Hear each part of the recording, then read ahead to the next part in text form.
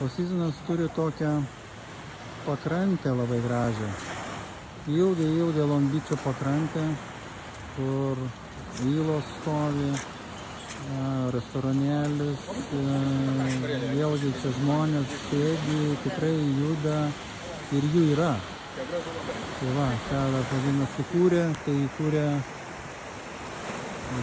tokį gražią labai oazę, kur eina į jūrą, pasisėdėjimui grinai virš vandens. Labai gražu, labai. Aišku, dabar jau yra 5 valandos, saulė nusileido, pažiūrėsim, ar kažkas čia matosi. Kažką mes matom, tik tikrai galime žiūrėti iš abiejų pusių, ką mes čia turim. Su gultais, nusileidimui į vandenį, nusimaudyti.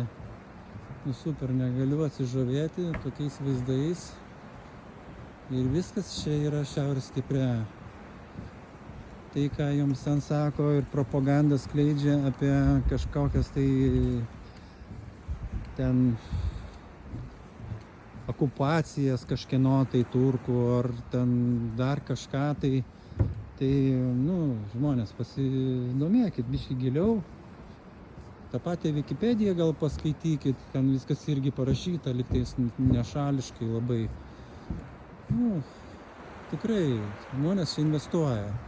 Galiu jums drąsiai pasakyti, čia man jau turinčiam nekilnojamo turto, kad vietinių gyventojų yra 2 mažiau negu atvykėlių ir nusipirkusių čia nekilnojamą turtą ir gavusių rezidencijas iš viso pasaulio.